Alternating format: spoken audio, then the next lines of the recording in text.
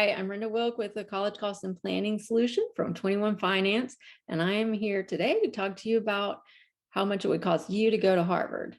So there's a few things that are really important to understand about this. I hope you'll watch to the end because I'm going to show you exactly what you need to do to find out what your specific costs would be and help you understand how that is derived. So here we go. Being an Ivy League school, like the other Ivies, Harvard does not give merit aid. That's the first thing to know. So they give all of their aid based on need. They use something called the expected family contribution of the institutional method formula for figuring out what a family's need is when they're determining aid. This is different than the expected family contribution, or EFC, that is calculated by the FAFSA for the Department of Education. It's similar, but it has some differences, and every school that uses the institutional method has flexibility in how they use it as well. So that's a good thing to know when you're thinking about figuring this out. So there's a couple of different ways to figure out how Harvard is using the method and understand what your cost would be to go to Harvard. And I'm going to get to that in just a minute. Another great thing about Harvard, though, is that they promise to meet 100% of your need. Need, I will say in quotes, because the need that they calculate is lower than what most people feel their need is. I will just say it, leave it at that. You will understand what I'm saying if you calculate your expected family contribution at Harvard, probably. And they typically meet about 97% of that with grants, and the rest might be in the form of student work study and things like that. So there are a couple of resources that you can use to help you figure out how this is going to go for you. I've run a couple of hypothetical analyses with the software that I use, College Aid Pro, which gives you a really good estimate of what your cost would be to go to Harvard. So I'm going to pull that up. So here you can see how the need aid is calculated. So for this scenario, this is projected for 2023 cost of attendance of about $84,000. And this family has low income and low assets, and their expected family contribution using the, like I said, the institutional method for Harvard is $3,000 per year. So you take the cost of attendance minus the EFC to get the need of about $81,000. And because they're meeting 97% of this approximately with actual grants, 97% of this 81,000 is this 78,500 number. They do not give merit aid, and the first year net cost here is $5,437. So if you extrapolate that out, this family ends up with increases every year about 25,000 or so that they would have to pay over all 4 years if nothing substantially changes for them from a needs standpoint. I just wanted to show you really quickly, if this family did have to have a obligation to pay about 25,000 for 4 years at Harvard, this is kind of what their strategy might look like. The software calculated that their pre-approval amount is $10,000.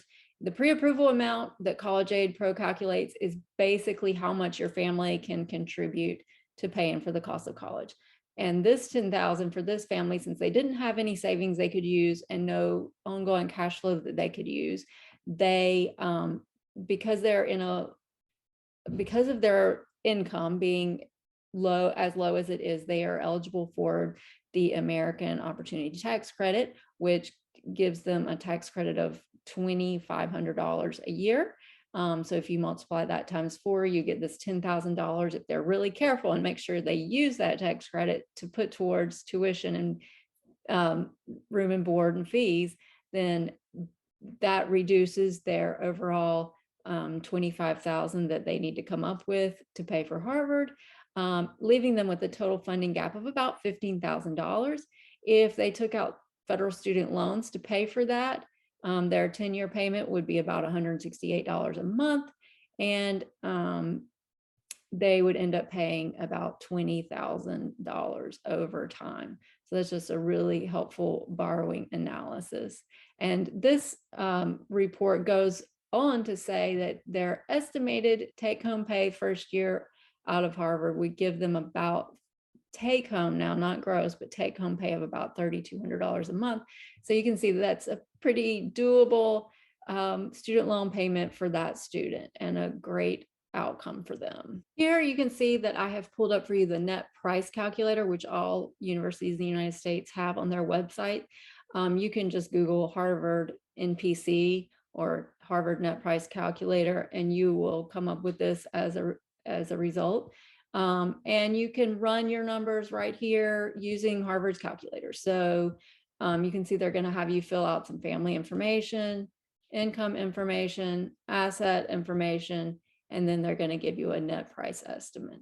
So that's the best way, unless you have a tool like I have using College Aid Pro, that's the best way to come up with what your cost would be to attend Harvard. So let's say you've done your homework, you found out how much you're likely to have to pay to attend Harvard for 4 years, and you want to decide, does it make sense for you? Maybe it's not such a small number. Let's talk about how you know what that really makes your financial picture look like after school, and how do you make that determination? I've pulled up for you here an article that I've written. It's on my website, 21finance.xyz, and I will also put the link down below. So I encourage you to go to the article, because I have all kinds of links in here to help you walk through the process of figuring out whether the student loans that you're going to need to take out in order to attend Harvard for 4 years make sense and will be financially comfortable for you down the road. Because if you end up with a lot of student loans, you know, that 4 years at Harvard could end up to be a 25-year nightmare after the fact. And you don't want to create that situation for yourself. It's hard to imagine a 4 years that would be so fantastic and so beneficial for you that it would justify a 25-year nightmare.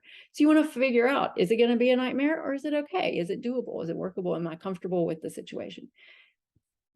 So that's the first thing, figuring out if you're financially comfortable with the student loans that you would end up with.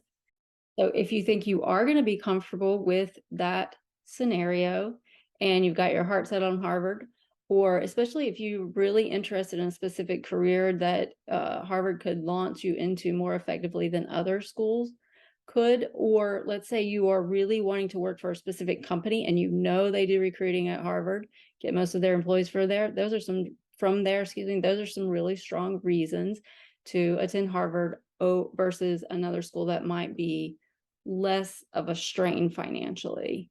So that's what you need to do to find out if Harvard is in the cards for you financially. Please put your questions below. Also, comment below any other videos you'd like to see, other schools, other college planning topics, other paying for college topics in particular. I'll be happy to take a look at those, and I'm making up more videos for you guys. All right, hope you have a great day. Come visit me at 21finance.xyz.